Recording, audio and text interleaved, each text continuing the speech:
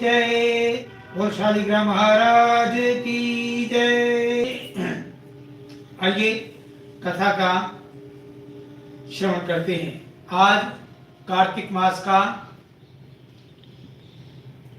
20वां दिन और 23वां अध्याय का श्रवण करते हैं।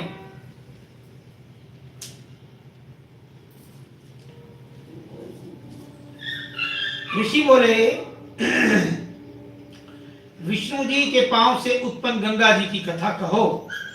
सूत जी कहते हैं कि विष्णु के ध्यान में प्राप्त सब मुनियों सुनो। जैसे नारद जी ने पृथु राजा से कहा, कहने वाले सुनने वालों को महापुण्य का उपाख्यान सुनो। इंद्रादि देवताओं के पैदा करने वाले कश्यप नाम के मुनि हुए। उनकी स्त्री दक्ष की कन्या दिति और अदिति हुई। अदिति देवताओं की माता, दिति दैत्यों की माता हुई। देवता दैत्य आपस में लड़ने का इरादा रखते थे। प्रहलाद का पोता श्रीमान बलि नाम दानव राक्षसों का राजा था। इस पृथ्वी का भोग करने लगा। विरोचन का लड़का बलि महाबली था। उसने इस पृथ्वी को जीत के स्वर्ग को जीतने का इरादा किया। हे द्विजेंद्रो, उसकी फौज का हम क्या वर्णन करें। 10,000 कोटि लक्ष हाथी, उतने घोड़े तथा रथ, हाथी में 500-500 पैदल, कोटि मंत्री युक्त कुमांड, कुंभकर्ण नामक मंत्री, बलि के समान बाणासुर पुत्र, बल और सेना से सम था। देवताओं के वास्ते ध्वजा और छत्रों से आकाश को लांघते हुए सेना युक्त बलि ने प्रस्थान किया। जब बलि नाम दानव वृत्रासुर के शत्रु इंद्र जी के नगर में प्राप्त हुआ, सिंह तुल्य राक्षसों ने इंद्र का नगर रोक लिया। तब इंद्र आदि सब देव युद्ध करने को निकले। देवता राक्षसों का भयंकर युद्ध हुआ। कल्पांत में मेघ और डिंडिम के समान युद्ध हुआ। अत्यंत दारुण संग्राम में देवता राक्षसों पर, राक्षस देवताओं पर बाण चलाते हैं। असुरों को मार डालो, काट डालो, ऐसा शब्द हुआ। देवताओं के नगारों के शब्द से, राक्षसों के सिंहनाद से बाण, घोड़ा, हाथी, धनुष के लोग शब्दमय हुए।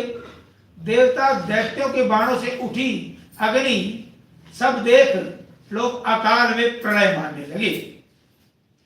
संग्राम में दैत्यों के चलाए हुए पर्वतों को इंद्र जी ने बाणों करके चूर्ण कर दिया। कोई देवता हाथी से हाथी को, घोड़े से घोड़े को, रथ से रथ को मारने लगे। कोई गदा से मारे गए। कोई राक्षस खून के कीच में पड़े। देवताओं से राक्षस मारे गए और जो राक्षस जहां रहा वहां मारा गया। अमर भाव को प्राप्त देवता असुरों के ऊपर दौड़ते थे।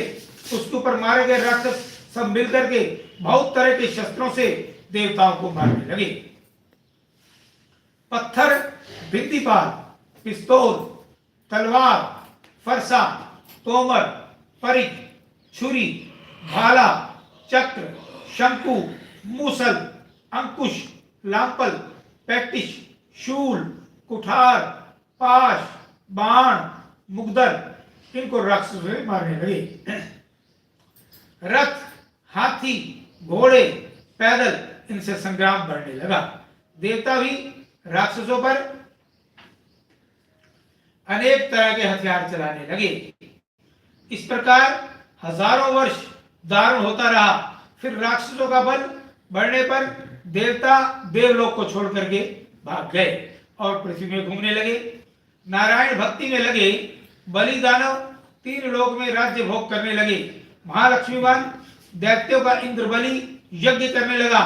स्वर्ग में इंद्र होकर दिक्पालों के स्थानों के काम आप ही करने लगा। देवताओं की प्रसन्नता के वास्ते ब्राह्मणों से करे हुए यज्ञों के भाग में को स्वयं करने लगा।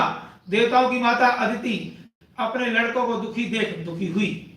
वृथा इस स्थान में नहीं रहूंगी, ऐसा विचार हिमवान पर्वत पे गई, हिमालय पर्वत पर गई। इंद्र के राज्य और दैत्यों की हार की इच्छा करती थी। विष्णु में ध्यान लगा करके तपस्या करने लगी। कुछ काल आहार फल खाकर, कुछ काल गिरे हुए पत्तों से, कुछ काल पवन आहार कर, कुछ काल बैठी एक पांव से खड़ी, कुछ काल पान के अगले भाग में से खड़ी परमात्मा का ध्यान करती हुई देवताओं के 1000 वर्ष दुष्कर प्रयास करती रही। मायावी राक्षस ऐसा सुनकर के देवताओं का रूप धारण करके अदिति के पास जाकर के बोले, हे माता, क्यों परम दारुण तपस्या करती हो? देह के सुखाने का कारण दुख छोड़ दो। पंडित लोग मेहनत से साध्य सुकृत को नहीं जानते। धर्म में प्राप्त होकर शरीर यत्न से रक्षण करना चाहिए। जो लोग शरीर का रक्षण नहीं करते वे आत्मघाती कहलाते हैं। शरीरम आद्यम खल धर्म साधनम। शरीर की रक्षा करेंगे तभी हम धर्म की सिद्धि को प्राप्त कर सकते हैं। शरीर को सिद्ध करना, शरीर की रक्षा करना, ये हमारा परम कर्तव्य बनता है। इस कारण उठो, हम लोगों को दुखी न करो। माता से रहित मनुष्य, गौएं, पशु, सर्प, वृक्ष सुख नहीं पाते, मुर्दा के तुल्य रहते हैं। दरिद्री, रोगी, परदेशी माता के दर्शन मात्र से परम सुख को पाते हैं। अन्न, जल, स्त्री से कभी मनुष्य विमुख हो जाए पर माता से विमुख नहीं हो सकता। मातृदेवो भव, शास्त्रों में भी आया है कि माता का देवताओं में प्रथम स्थान है। जिसके घर में धर्मयुक्त माता नहीं, पतिव्रता स्त्री नहीं, उसमें उसे वन में जाना योग्य है। नारायण की भक्तिहीन धर्म, समीचीन भोग रहित धन, स्त्री पुत्र रहित जैसे घर होता है वैसे ही माताहीन होता है। इससे माता तुम अपने लड़कों की रक्षा करो। इस प्रकार दैत्य से कही हुई भी अदिति समाधि से चलायमान नहीं हुई। तब दैत्य लोग विष्णु के ध्यान में प्राप्त देवताओं की माता को देख क्रोध में से मारने का इरादा करने लगे। प्रलय के मेघों के शब्द को करते हुए लाल नेत्र दैत्य ने दाढ़ों के अग्रभाग से अग्नि पैदा की। उस अग्नि ने 100 योजन वन के साथ सब दैत्यों को जला दिया। सो अदिति ने कुछ नहीं जाना। सो देवताओं की माता खाली अग्नि से बची। भगवान में चित्त लगे होने से अदिति विष्णु जी के सुदर्शन चक्र से सुरक्षित रही। इति श्री कार्तिक महात्म पद्म पुराण अंतर्गत 23वां अध्याय समाप्त। बोल कार्तिक महात्म की जय। आगे का श्रवण करते हैं।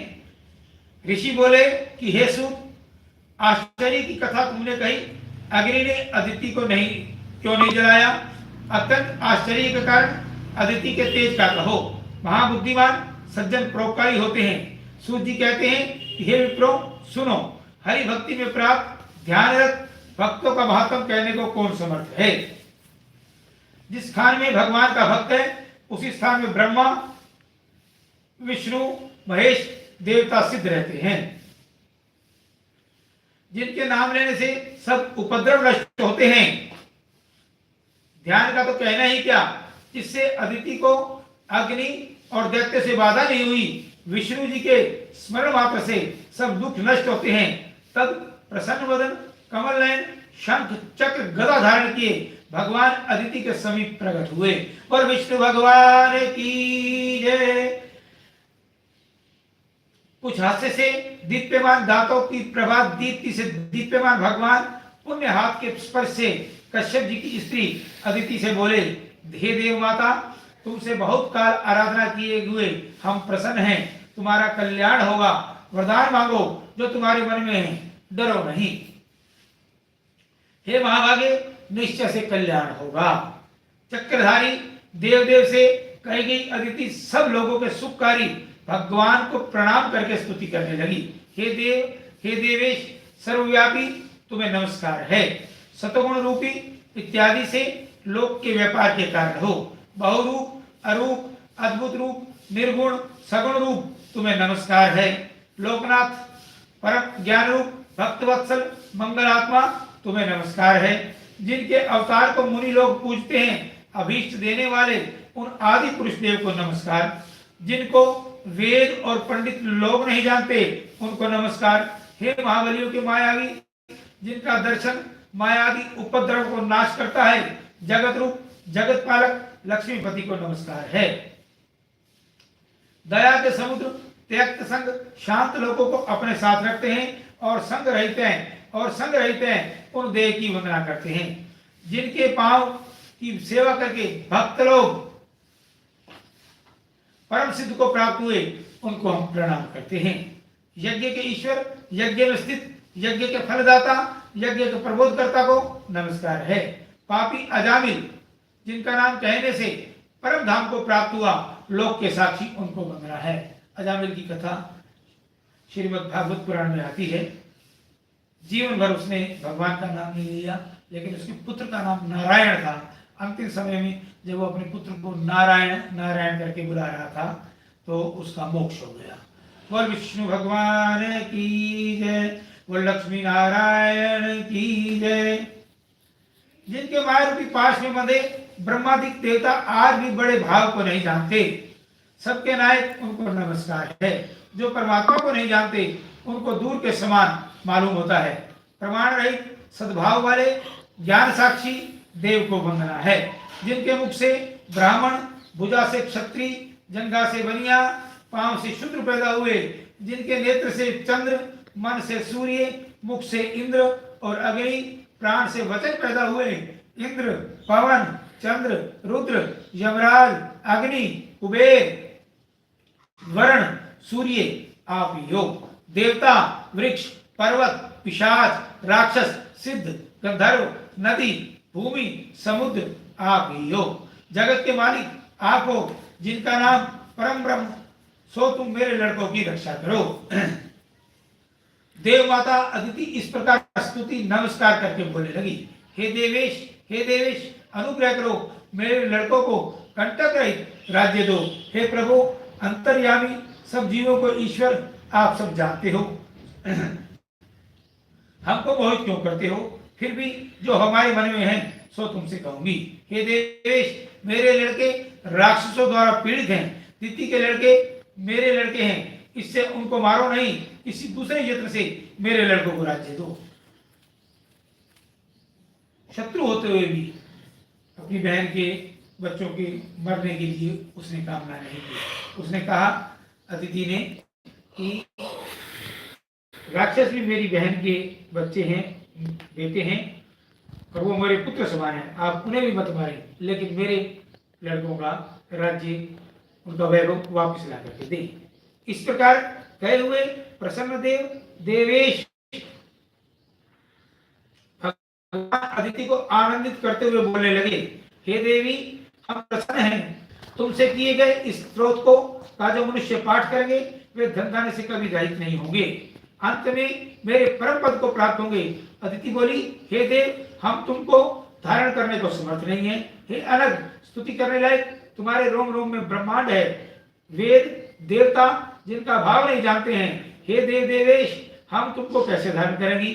महापापी भी जिनके नाम के स्मरण मात्र से मोक्ष पाता है, उनको हम कैसे धारण करें? सूत जी कहते हैं, देव भगवान अदिति के इस प्रकार वचन सुन करके अभय देकर इस प्रकार वचन बोले,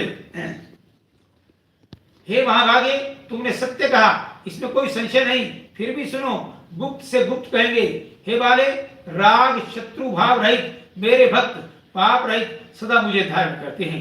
माता पिता, गुरु, अतिथि, इनका भक्त, ब्राह्मणों का हित करने वाला हमेशा मुझको धारण करता है।